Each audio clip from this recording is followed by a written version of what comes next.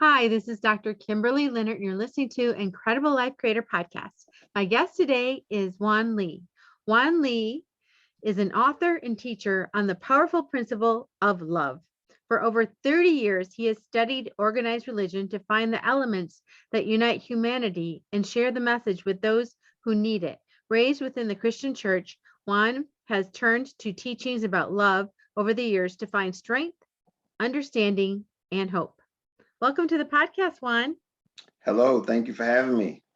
Yeah. So, studying all those religions, they say there's things that are similar and there's things that are very different. And I bet you that gives you a totally different perspective than other people would have. You know what? Surprisingly, the majority of my time studying basically has been in Christianity, um, but as it relates to the similarities, for the most part, um, they all have the same sense of, and this is where the part comes to be, where the similarities is. And this is where really, if you don't have the similarities, we're probably struggling anyway. And that is that humanity and love is the basis of how we interact and how we interact with one another. Um, they all have a different way of getting there, though. And and so what I had to do was to find out those things that we had in common instead of those things that divided us. And that was why my journey, that's where my journey carried me. It was to, how can something that we have in common, but yet we're divided? And yet, and so, to be honest with you, it really brought me to the point where it was love was the element, was the key to all the things that divide us. Um, we get into how we do stuff and let that cause that to divide us instead of using love to connect us. And so, that was basically the gist of it. But this was a long journey to get there. Because like I said, I've been in all kinds of denominations inside of Christianity. And the one thing that they all had in common was that they taught division. Interesting. All right. I definitely want to get into that. But just so people can get to know you, why don't you tell us your story, how you started out, how you got into this whole study of religions? Well, well, I've been in religion all my life. It's from a child. It was as a result of getting to the point, and I was 17 years old in high school, and I graduated from high school, and I felt lost. I felt hopeless. I felt I had no self-esteem. I was just didn't know where I was going. I didn't have any guidance, didn't have any direction. And I went into the Air Force. And the Air Force um, gave me a different perspective on things. And that was really where religion and the military came together, and I began to find love. Interesting enough, I began to see the actions of love, because that was what I was missing, was the practical application of love. And so in the military, I realized that I was important, I was necessary, I had value. Mhm. And as a result, my confidence became greater and greater and greater, because of that awareness. And up until then, I had none. I mean, I had an undiagnosed learning disability until I was 37 years old. Mm. So my whole academic experience up until, my high school till graduation was very challenging at best. Mm. I was placed into special education, and I felt like I was inadequate. I felt like I didn't measure up. I felt like there was so many things that I just didn't get exposed to, because it was like they were trying to push me through the system. And then on graduation day, I was like, now what? And that's what led me to the military. And so it was at that point, I had all of this negative stuff on me, I didn't feel worthy or anything. And again, putting in perspective, I had been in religion all my life, but yet I still had this hopelessness, because when it came to the practical application, I had no way of being able to navigate this thing called life. Mm-hmm. And in the Air Force, when I got in the Air Force, it began to allow me to see a system. And that system resembled life. Mm. And the difference between life and the military was that we had a system in the military that was to repeat itself, and everybody had to get on board so that we could get to the end result, the mission. Mm-hmm. And so the one thing that I realized is that for the system to work, there had to be an objective, a common objective that everybody could get onto to really begin to allow that system to work. Mm-hmm. And whether or not you did or not would determine whether or not the system would work. So it was the various attitudes that you needed so that you could make sure that the system produced the same outcome every time. Mm. And that was what was missing from religion for me, was the system. And love is the system for life. Mm. It guarantees success for each and every one of us if we apply the right attitudes to the system to get the results that life is generating, that is in the operation to generate, to maintain. And what those outcomes were, there were basically two outcomes that life has for all of us, and that is to preserve and protect it. That's what love does. It preserves and protects humanity. And just as in the Air Force, the systems that we had was there to protect and preserve the United States, mm-hmm. Love is the system that we use for humanity to continue. Mm-hmm. And what I realized is that this information wasn't being taught to anybody. Nobody gets the instructional guide at birth telling somebody how this thing called life works. Mm-hmm. And what I realized is that this is the key that we're missing as it relates to trying to navigate life. Because, for instance, everybody gets in this thing called life, this experience called life, and we just start trying to figure it out for ourselves. And unfortunately, it's a cycle. It's nothing new. And yet generation after generation is having to start all over again, trying to figure it out. Yeah, to try to figure it out. And yet the formula has already been made, it's already been established, but yet everybody's trying to figure it out for themselves again and again and again. And we're hurting humanity. We could be a whole lot better off if we only understood the system of life called love. Beautiful. Yeah. And I loved what you said earlier about, the military. It made everyone important and needed, necessary. They had a piece that was their piece to do. And when they don't do it, the system doesn't work. And, I wrote a book called Visualizing Happiness in Every Area of Your Life.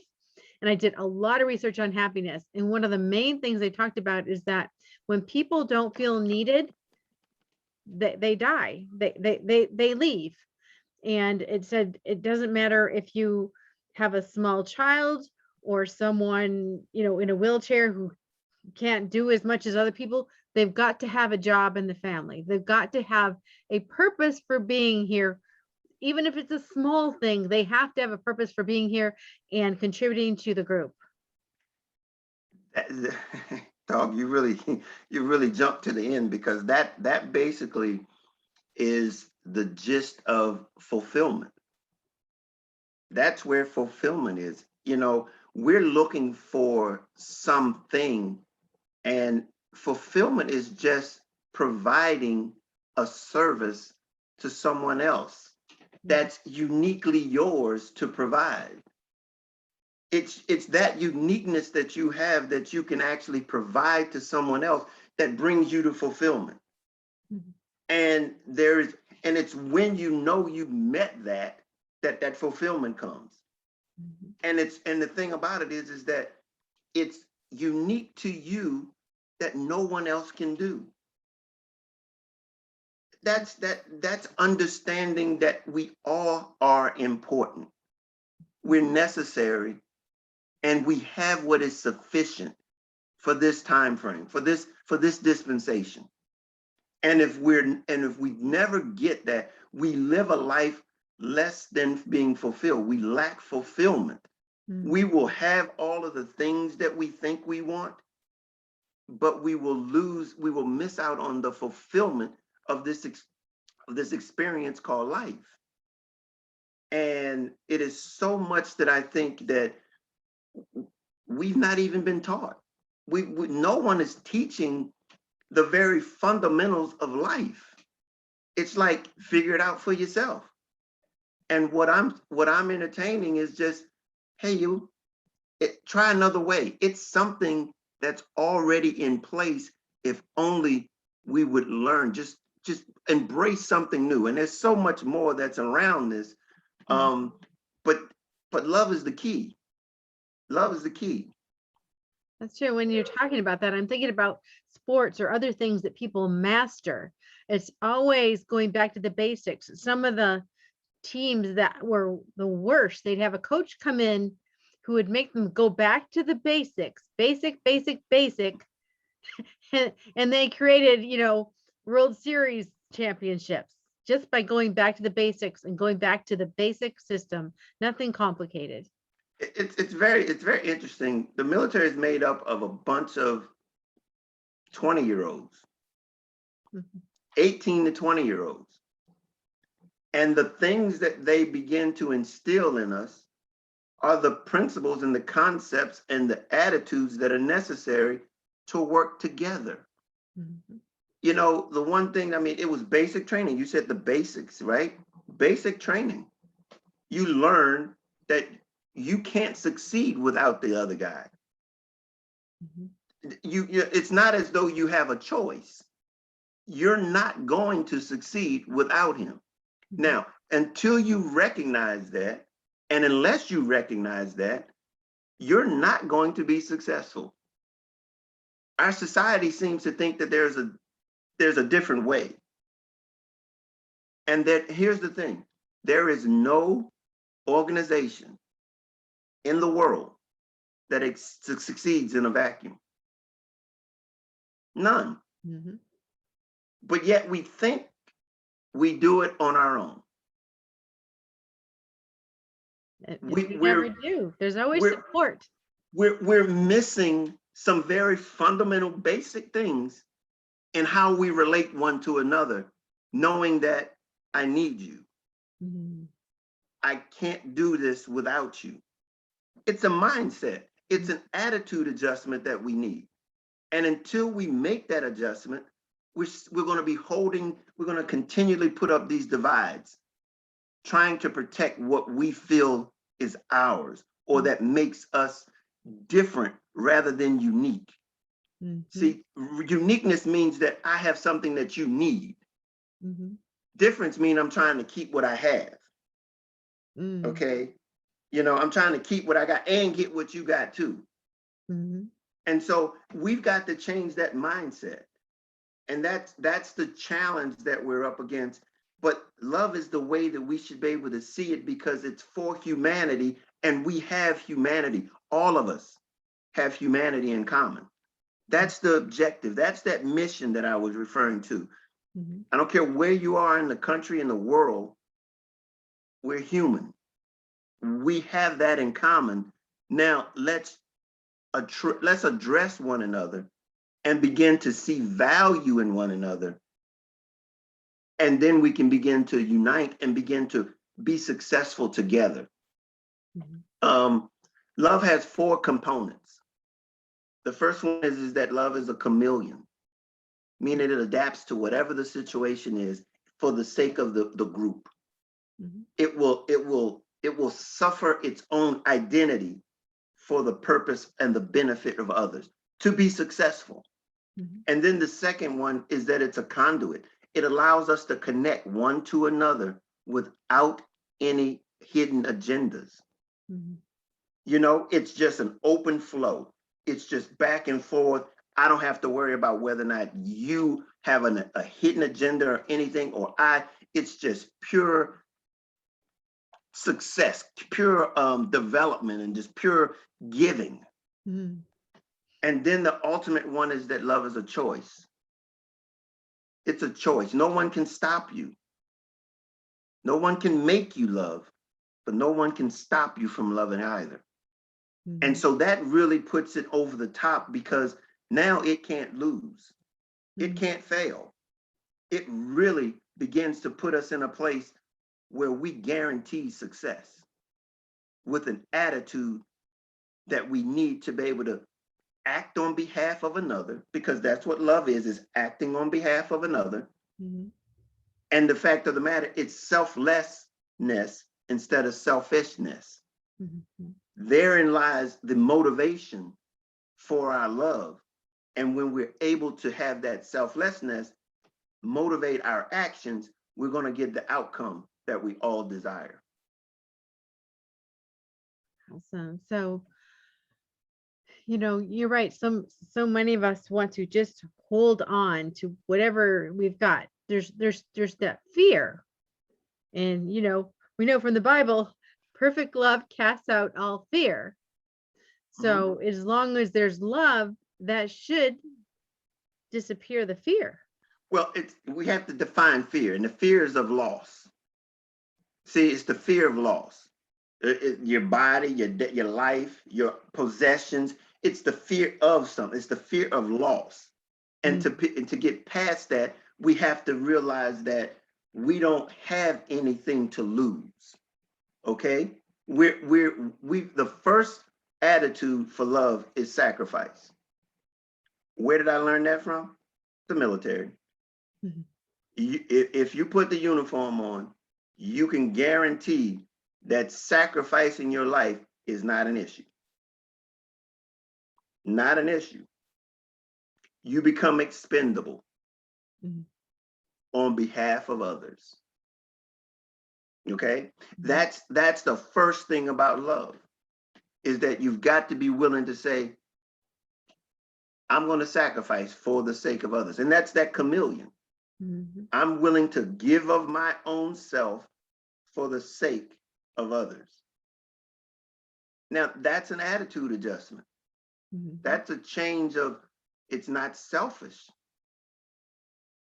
It's really wanting to see what's, the best for someone else. Mm-hmm. We look at generation to generation. The previous generation invested into our generation. Mm-hmm. We have a responsibility to invest into the next generation. This is what this experience called life is all about. And to be able to fully understand it is to maximize, to reach our potential into investing into humanity so that it might preserve into the next generation. Mm-hmm. We've got to be selflessness. We've got to be to the point where we really want to invest our lives into humanity, because it's only temporary. Mm-hmm. It's only temporary. And I think we get confused with thinking that this experience is more than something that's temporary. But humanity, it's greater than any one of us. Mm-hmm. And when we put our time and effort into humanity, it lives on beyond our experience. Mhm. That's what understanding life is about. And knowing that love is the only way that we can do that, because I need you and you need me for me to be my best and for you to be your best, because we need one another. And then we invest that into the next generation. See, we've got to decide that we want to stop some of the things that we're experiencing right now today, or we're going to invest it into the next generation. Mhm. That is deep. That is deep what you're talking about. So when you're talking, I was thinking about legacy, and you said, part of it is sacrifice, and you're sacrificing for the whole or for the next generation. But when I think about it, legacy or leaving something for others, or even when you do something kind for someone, there's a huge amount of fulfillment you get from the giving. That's what love is. And see, this is again goes back into the skewed understanding of what we think love is. See, you selfishness thinks is what's in it for me. It's about what can I do for others. See, that's the love, that's the actions on behalf of someone else. See, we've got this thing so screwed up where we don't even understand that what we're actually participating in is not love. It's something that we're basically used to fill voids in our lives, and thinking that someone else is going to be that thing that we're looking for. Mhm. There are so many steps that goes into fully understanding what love does, because love also prepares you to give. Mhm. It prepares you. You have to develop this ability or this skill or this uniqueness that we all have, so that we can give it. But if we don't develop it, we have nothing to give, and we have, in so many cases, we want to give something that we don't have, and that creates another problem.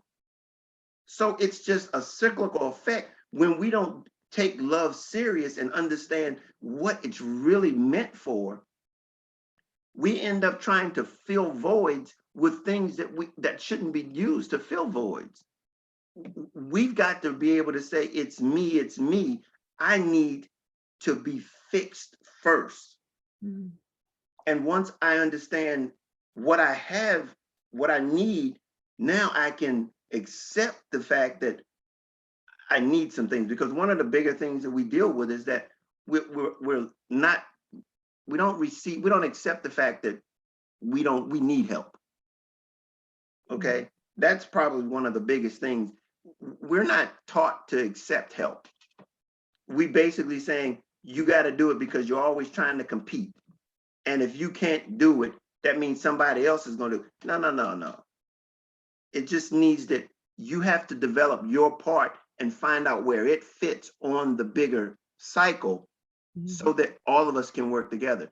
In my book, I talk about at every stage of life, I give them takeaways.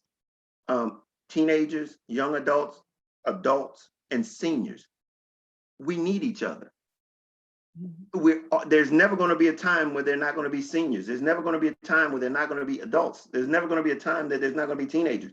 They all have a purpose and a part to play, but yet we all have to maximize that stage in our lives so that we can be providers, or we can provide to the next generation that which we've learned, that which we've gained, and which we can invest into the next generation and into humanity.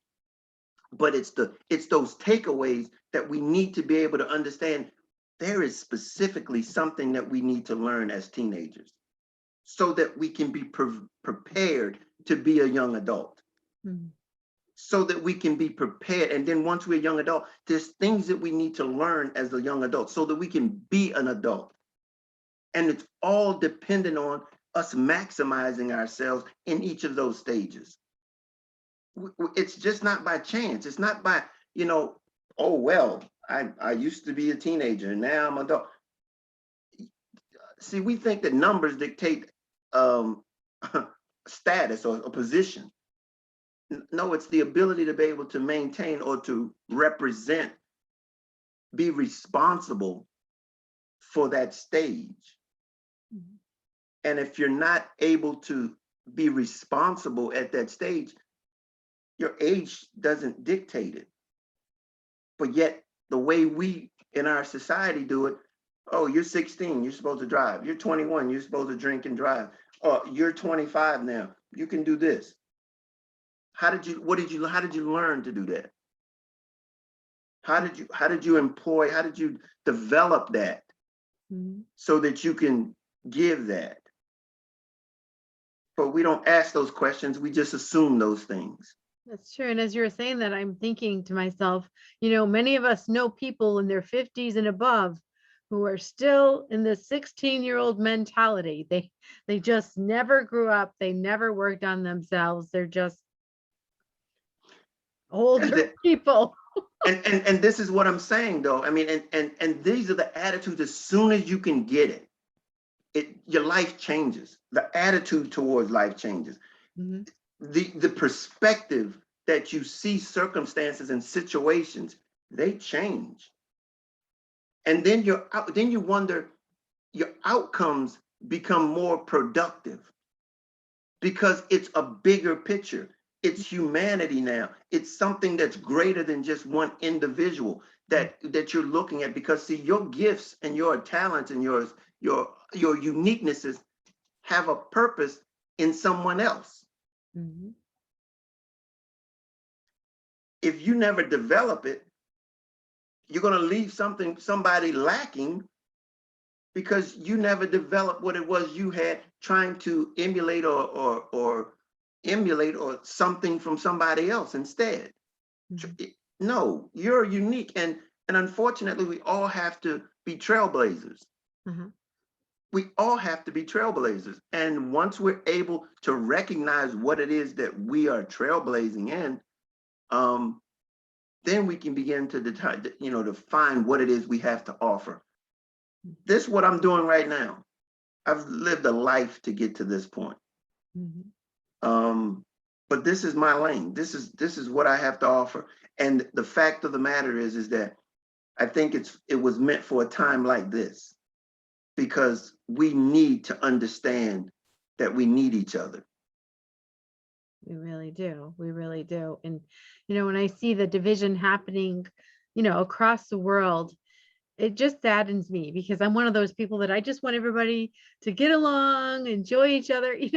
I want everyone to be um, together and unified. And when I see differences, I just celebrate them because we'd be, like you said, we'd be missing something. We'd be missing something if we didn't have that unique individual. That's an attitude adjustment. It's an attitude change that we need to go by. See, Mhm. we have to stop looking at people as being different and looking at people as being unique. Mhm. Uniqueness brings a value that no one else has. And it's a you see how quickly that adjustment, that Mhm. just that approach as to looking at an individual, not trying to measure them or compare them, but appreciate them for their uniqueness. Mhm. Everybody has value. There is not one person on the earth that doesn't have value.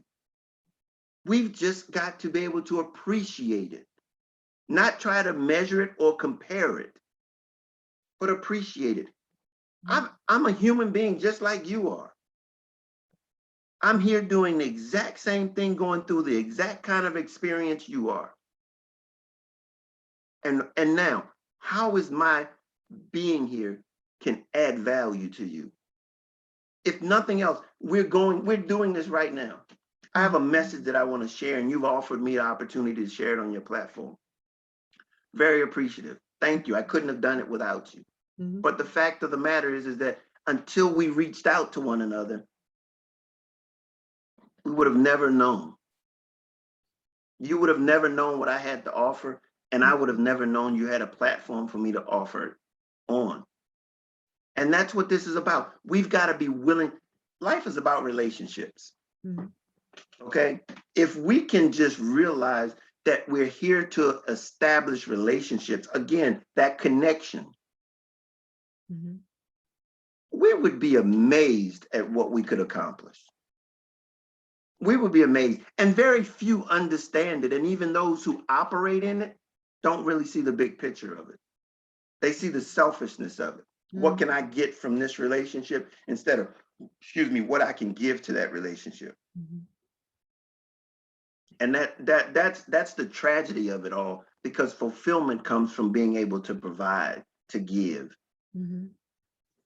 And we all have something special to give. I mean, I thought about, I was just thinking about a particular person. He's autistic, but at higher level autistic, and he has the most hilarious personality. He just says the darndest things, and it just adds delight to life because it's just so fun. Look, humor, critical, critical to having peace in our lives. It's so refreshing to be able to laugh. It says laughter makes the heart go fonder. It really, really, it just melts away stress. Mhm. And who's to say where you have to get that humor from? That you made a good point, a very good point, because I don't care what someone else deems that they might have as a deficiency. Because again, you're talking to someone that has a learning disability. I just wrote a book last year, and I'm speaking what's in me. It's you should have. I mean, 4 years ago, never would have thought this. Never would have thought it. It's been brewing. I've been writing for about 5 years, and I never thought about writing a book. But it was just trying to be me. Mhm. And I'm now retired. I've had several different, occupations, including the military. But it was like I was been telling people. I said, life just begun for me. 56 years old, and I'm just getting started, because this is what I'm going to do until I till I check out of here, because this is me. This is what I do, and this is who I am. And so I want to start the conversation. I'm on a crusade that basically to tell people and to share people that love is everything. It's not just something, it's everything. Mhm. Yeah, and you said something really important. You know, yes, you might have this deficiency or this thing that's harder for you learning, but you have a mission and you're on it, you know. And I'm the same way. I grew up very shy. I didn't want to be in the spotlight. I'm on video all the time now. I'm speaking in front of people all the time. Why? Because I have a mission and that's what I'm supposed to do. So you overcome those things that you're afraid of. I'm going to tell you, I realized some time ago that my success was on the other side of my weakness. Yeah. On the other side of my weakness. That means I have to get over my weakness. Mhm. I have to get past it. And that was one of the big issues that I had, was that I was trying to hide it. The only way you get rid of it or you get past it is you just throw it out there. Mhm. You just throw it out there. You got to feel, you can't be ashamed of it. You just got to do it. And that's what I'm saying. I've lived my life, because I was, like I said, I was 37 years old before I realized that I had a learning disability, before I was diagnosed with it. I was struggling, but I was not giving up. Mhm. I was not giving up. And the fact of the matter is I was finding alternative ways to accomplish what I was trying to accomplish. And that was in every career that I was in. I would do whatever was necessary for me to succeed. That was what it was about. I didn't know that there was something called a memory deficiency, but I knew that I had struggles, but that wasn't going to stop me. Mhm. So whatever that weakness that we look at and we see that appears to be something that is holding you back, It's just something that we need to get past. We have to accept it. We have to embrace it. The attitude is humility. Mm, Is to understand here it is for me.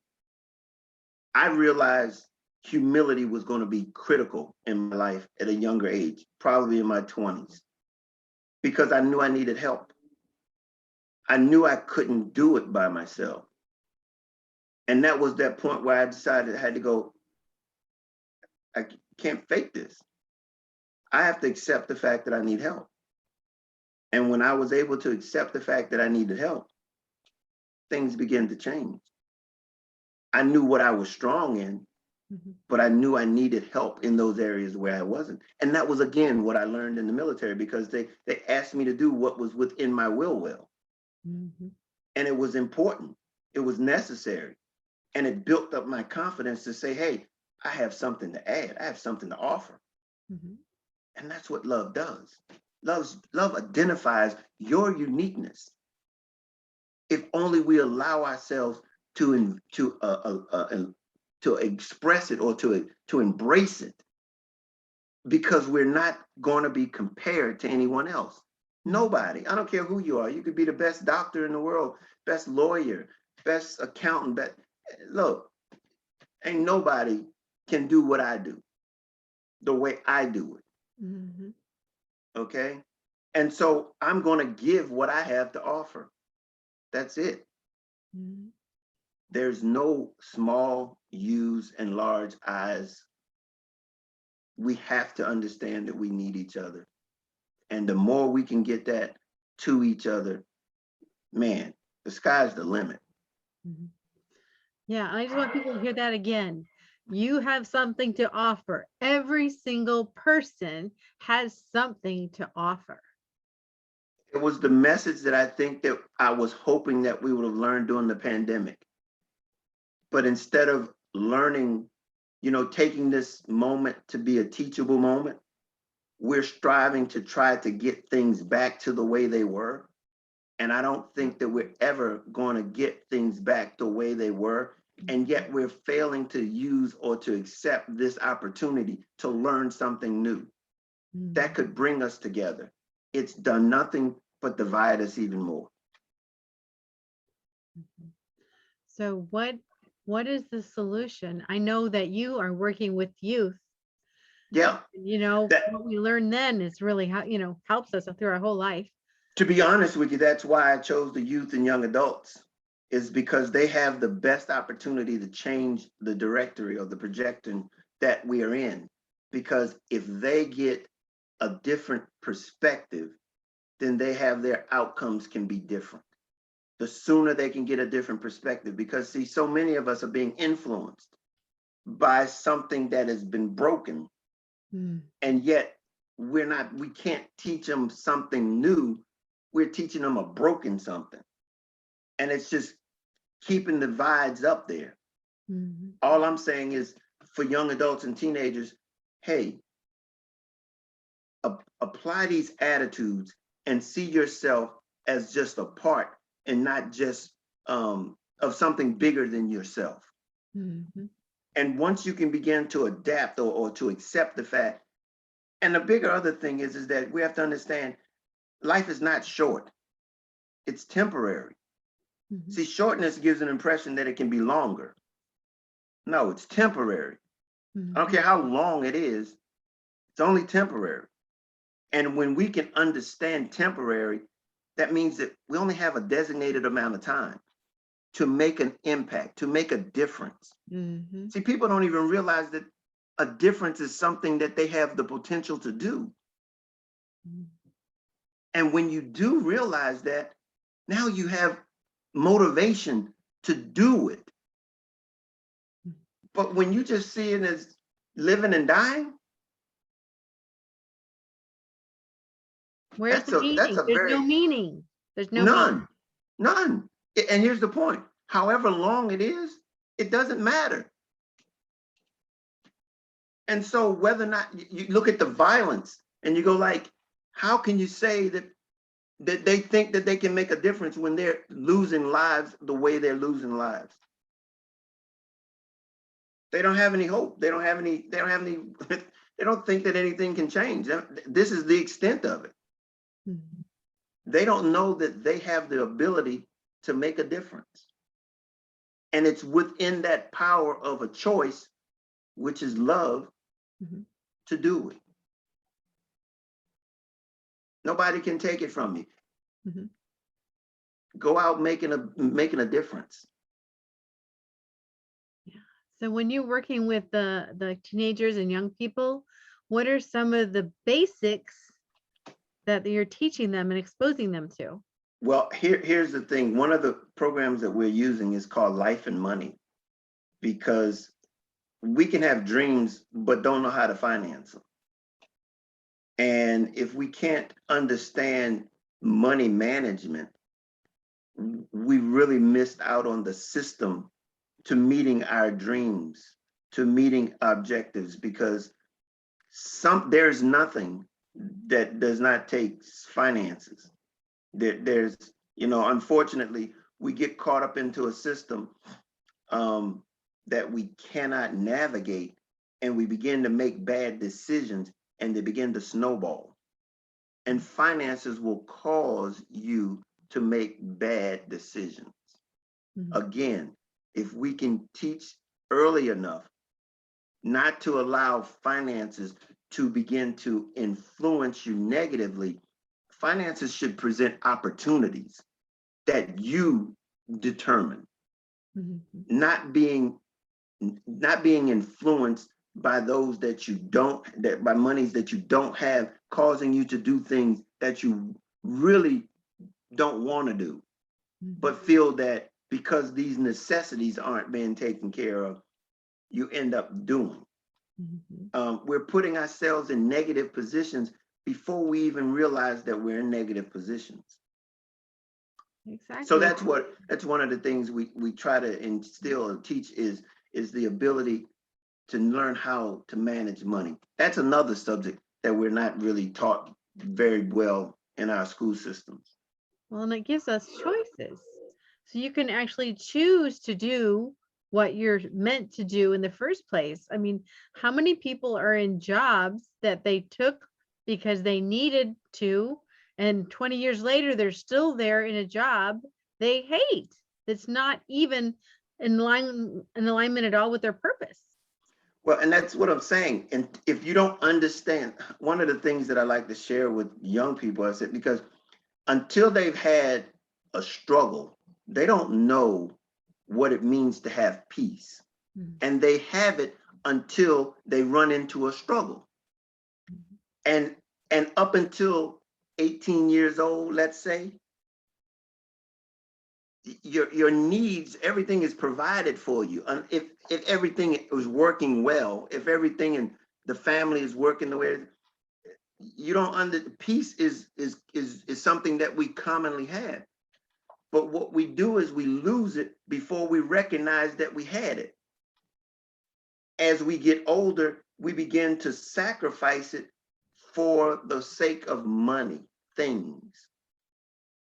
And then you combine it with more and more things that you desire and comparing yourself to others.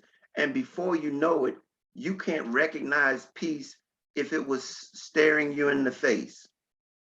And that's what this thing is all about. Love allows you to navigate life, maintaining peace, contentment with your needs met. And isn't that what everyone wants? What you just said, that's what everyone wants. I don't care where you're from.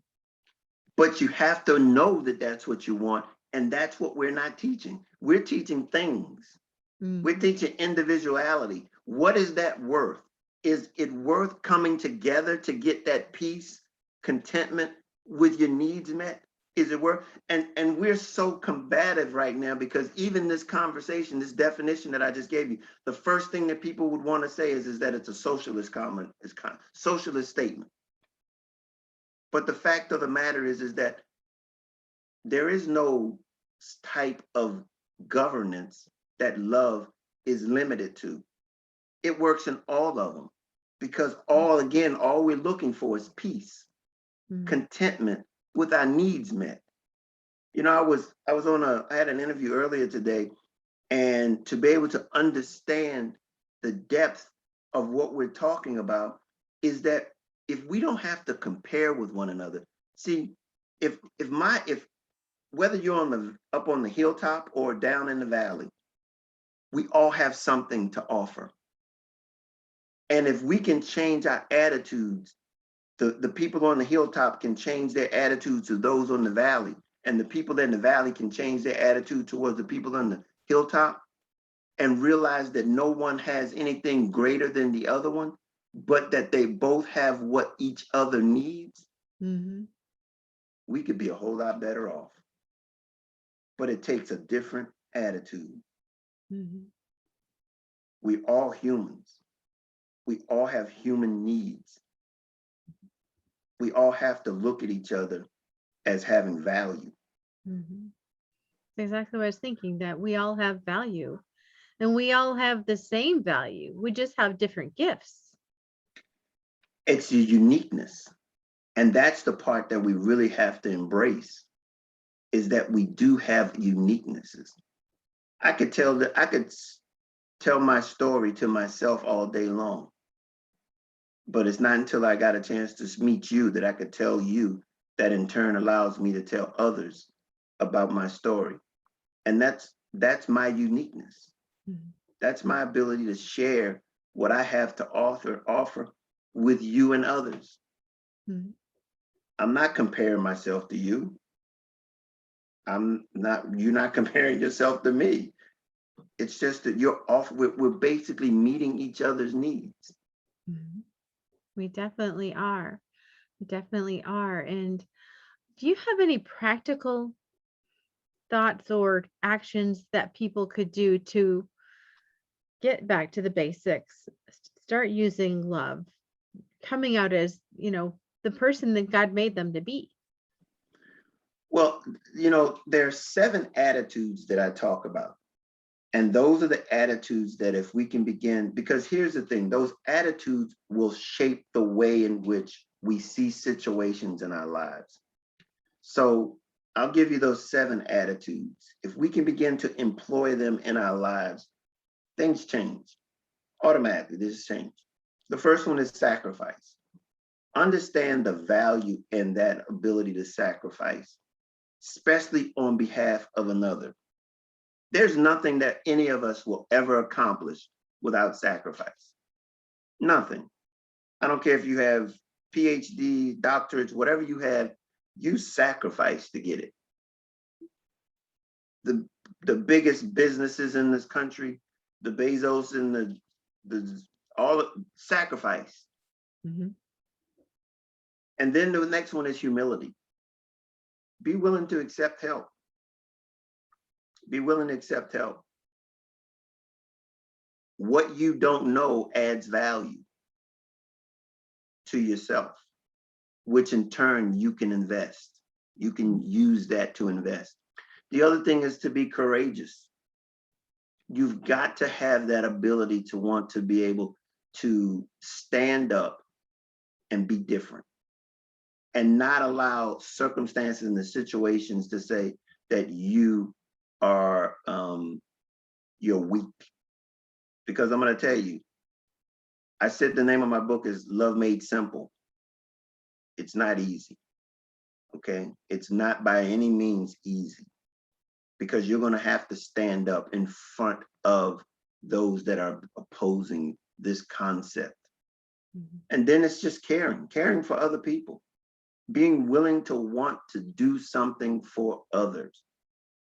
That's again another mindset adjustment. Mhm. And then we have to be disciplined. We have to be disciplined. We've got to be willing to want to do without any supervision, because nobody's going to be able to push you into this. You've got to be wanting to take the choice to make the decision to love. Mhm. And then you want to be responsible. You've got to be responsible. So many things that as we grow up, it's all about beginning and gaining more responsibility. And as we take on that responsibility, we then have more to offer others, because we're saying we've mastered this. I'm gonna be responsible for this. Another very different attitude. That fake it until you make it. Stay within your abilities, and then grow. Continue to grow. And then we have being tenacious. Don't give up. Never give up. Things can change. Things will change. It only takes one at a time.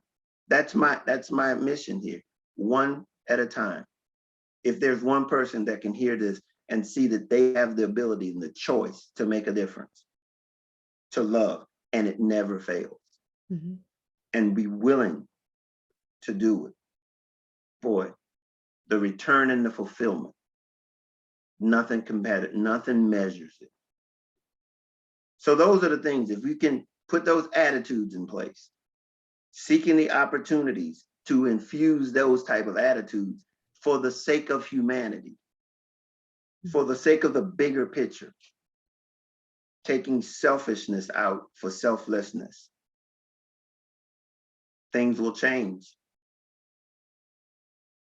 I so love our conversation, and we're coming to an end here, but I would like people to know where to find you. So why don't you tell us about any services you have, your book, your website, anything you have that you want to share? Okay. Well, you can check me out on my website. It's juanleetheauthor.com. You can see I have a blog on there. You can pick up an ebook of Love Made Simple there. I'm also on Facebook and LinkedIn. I'm on Facebook as Juan Lee Author. I'm on Instagram as Juan Lee Author. I also am on Twitter at Love Made Simple. You can find me there, Love Made Simple. I'm in the process of creating a course that really outlines Love Made Simple and basically the practical applications of love so that you can navigate life. And if you want to find out more about that, you can email me at info@juanleetheauthor.com, and hopefully we'll have access to that shortly. It's going to be a digital online course.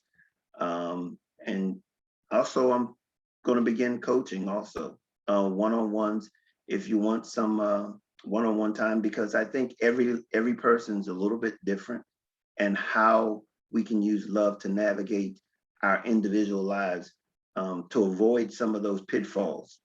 And in some cases, just readjust what we're currently in so that we can be able to, better navigate life going forward. Some pitfalls, we've already hit some rough areas. Now, what do we need to do to get out of it? Love can get you through it. Beautiful. Thank you. So now I have a personal question. What gives you the most happiness and fulfillment in your life at this point? Doing what I'm doing right now. I can't think of anything that gives me a greater feeling of fulfillment than operating out of what I have to offer. And right now, this is it. Like I said, my life just began. I'm 56 years old and I'm just getting started. That's awesome. Well, thank you so much for being on the podcast today and for your wisdom and insights. And I know it has me thinking, and I'm sure it'll have other people thinking very deeply about, their life and how they want to navigate from now on. What's it all about? I want to be able to give people the keys to this thing called life's experience. It's we don't have to try to figure it out. It's already here. Beautiful. So I have one last question. What is your best advice on living an incredible, amazing life?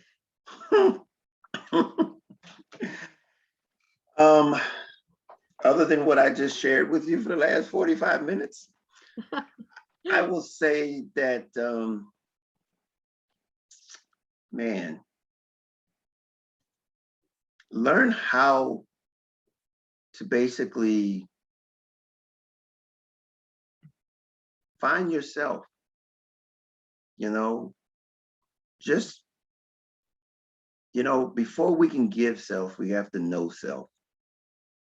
And if we can just realize that we need help, that's the beginning, I think, because I look back on my life, and that really was the point that really began to change my life, was realizing that I needed help. I was basically fighting a ghost. And so many of us, we've been putting up this facade that we got to do it on our own. We got to do it by ourselves. All we need to do is reach out and say, I need help. I don't know of anybody who's turned down the opportunity to help somebody. No, just be willing to accept help. All right. Well, thank you so much, Juan. You're welcome. And we'll talk to you again soon. Well, I appreciate it. I hope so. I'm here for you. Thank you.